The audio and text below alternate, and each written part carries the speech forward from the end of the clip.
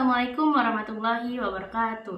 Halo, apa kabar semuanya? Perkenalkan, kami dari mahasiswa Universitas Indraprasta, program studi bimbingan konseling, kelompok 1 belajar dan pembelajaran. Kami di sini akan memaparkan beberapa materi. Di antara materi yang akan kita bahas adalah pengertian behavioristik, prinsip teori behavioristik, pandangan para ahli teori behavioristik, contoh belajar behavioristik, pengertian kognitif, prinsip teori kognitif, dan yang terakhir adalah pandangan para ahli teori kognitif. Oke, langsung aja kita masuk ke materi yang pertama, yakni pengertian teori behavioristik. Teori ini dikenalkan oleh Gardner dan Berliner, dan ini termasuk ke dalam psikologi belajar yang berfokus pada perubahan perilaku. Intinya, belajar dianggap terjadi apabila seseorang telah menunjukkan perubahan perilaku yang dapat diamati, bukan hanya sekedar paham dan apa yang ada di pikirannya saja. Aliran ini menekankan bahwa proses belajar adalah stimulus dan respon. Apa itu stimulus dan respon? Stimulus adalah rangsangan dari luar seperti materi pelajaran, tugas-tugas, atau bahkan nasihat-nasihat. Sementara respon adalah tanggapan atau reaksi dari stimulus itu sendiri, seperti mengerjakan tugas, menjawab soal, atau bahkan menunjukkan perubahan perilaku tertentu. Teori behavioristik percaya bahwa hal yang nggak bisa diamati seperti pikiran, perasaan, itu adalah hal yang tidak terlalu penting. Yang penting adalah stimulus yang dikasih dan respon apa yang nantinya akan muncul.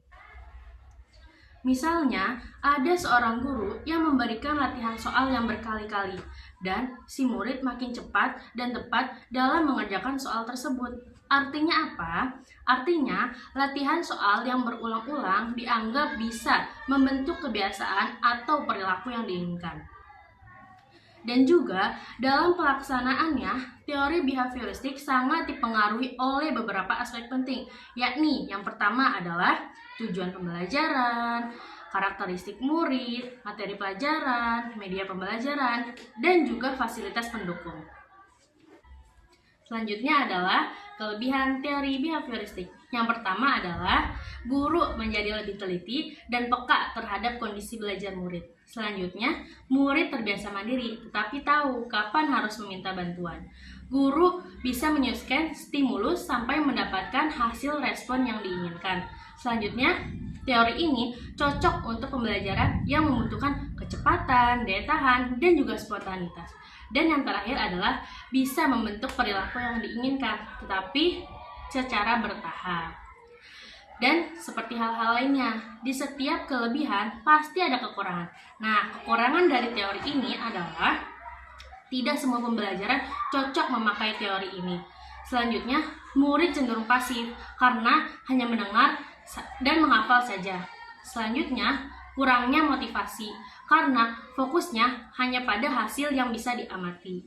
Guru harus bisa menyiapkan atau harus sudah menyiapkan bahan ajar yang sudah siap pakai. Dan yang terakhir adalah murid butuh motivasi dari luar dan sangat bergantung kepada guru. Materi selanjutnya adalah prinsip teori behavioristik. Dalam penerapannya, teori belajar ini lebih fokus menekankan pada perubahan perilaku peserta didik. Meskipun demikian, penerapan ini juga mengacu pada beberapa prinsip, yakni adalah jika seseorang telah menunjukkan atau telah memperlihatkan perubahan perilaku yang bisa diamati, maka itu sudah bisa disebut dengan yang namanya belajar. Artinya apa? Artinya, jika kegiatan belajar yang tidak bisa membawa perubahan atau tidak membawa perubahan, maka itu tidak bisa disebut dengan yang namanya belajar.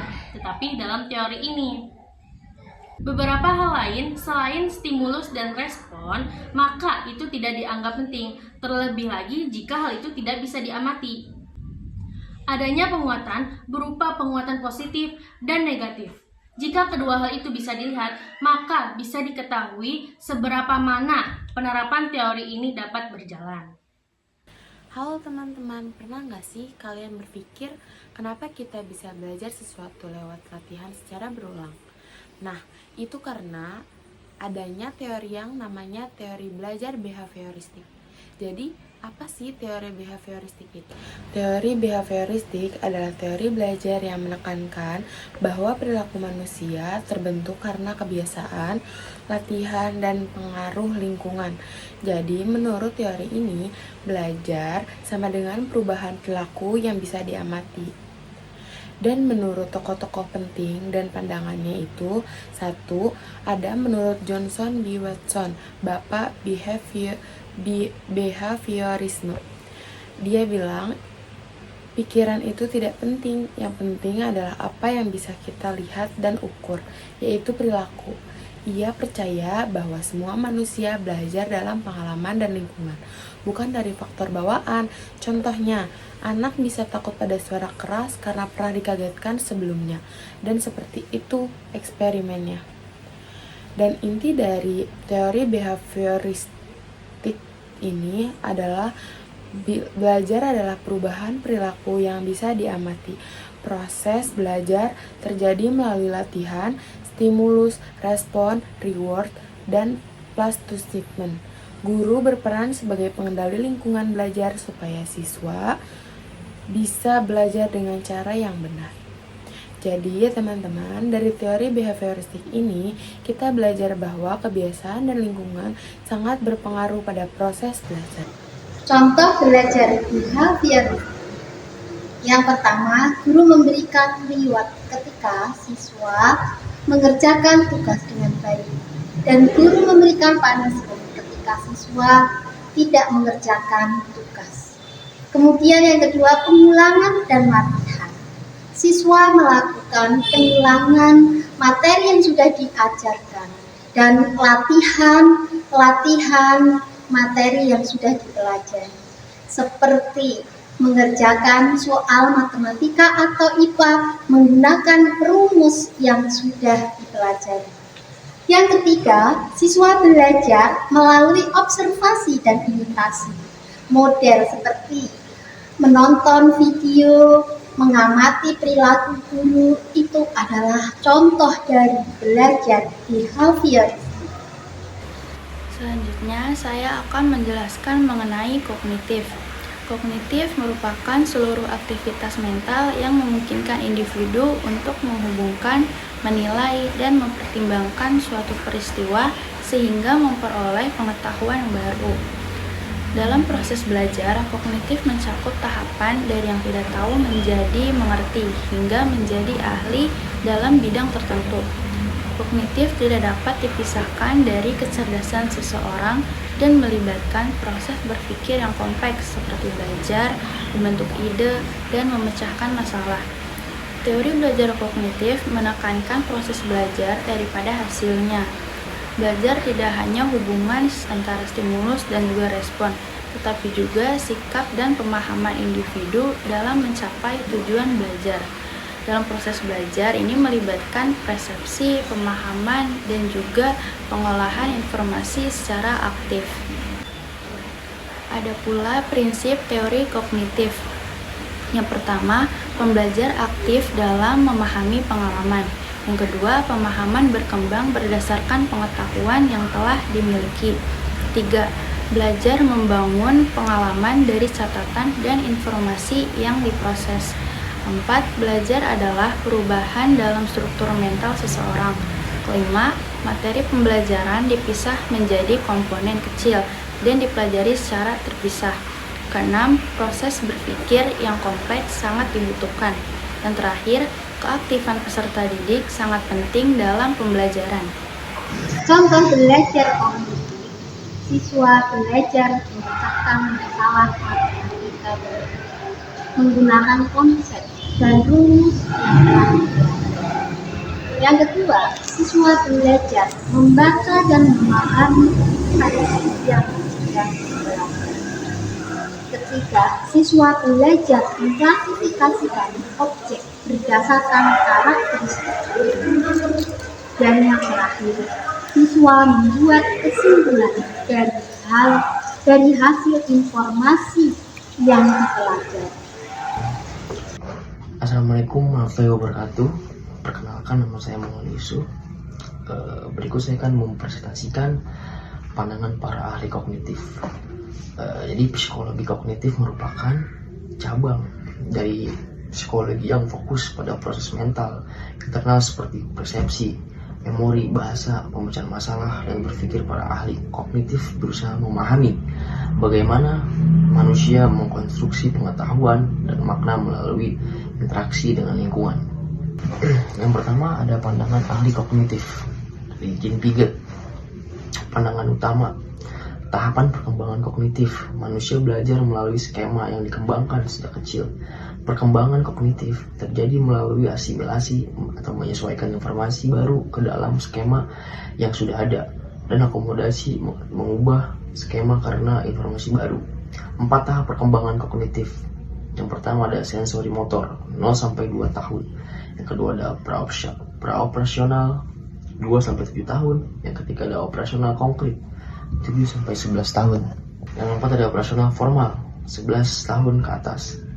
Yang kedua ada pandangan para ahli dari Jerome Bruner. Pandangan utama, pembelajaran sebagai proses aktif, membangun pengetahuan, mengembangkan konsep representasi kognitif. Ada enaktif atau melalui tindakan, ada ikonik atau melalui gambar, ada simbiotik atau melalui bahasa. Menekankan scaffolding atau dukungan bertahap dalam pembelajaran. Ketiga ada pandangan teori kognitif menurut Lev Vygotsky. Pandangan utama, kognisi berkembang melalui interaksi sosial. Konsep kunci atau zona perkembangan proksimal atau ZPD, perbedaan antara kemampuan yang dimiliki anak secara mandiri dan dengan bantuan bahasa berperan penting dalam perkembangan kognitif. Menekankan peran budaya dalam konteks sosial. Yang keempat ada pandangan dari Robert Siegler, fokus pada perubahan strategi kognitif dalam pemecahan masalah. Gelombang bertingkat atau overlapping wave theory. Anak-anak menggunakan berbagai strategi secara bersamaan dan beralih dari strategi yang kurang efisien ke yang lebih efisien. Kelima, ada pandangan tentang para ahli teori kognitif menurut George Miller, salah satu pelopor psikologi kognitif modern, dikenal dengan konsep the magical number 7 plus of minus 2 atau batas kapasitas memori jangka pendek manusia. Berperan dalam perkembangan pemrosesan informasi.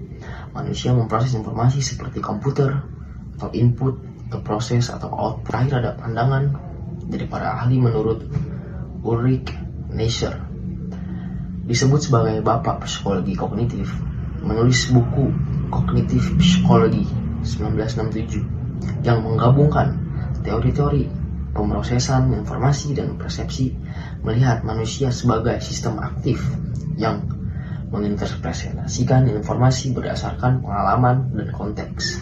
Kesimpulan umum, para ahli kognitif melihat manusia sebagai makhluk yang aktif dalam memperoleh dan memproses informasi. Fokus utama mereka adalah bagaimana informasi diterima, di organisasi, disimpan dan digunakan kembali untuk memahami dunia dan membuat keputusan. Sekian dari saya dan kelompok saya.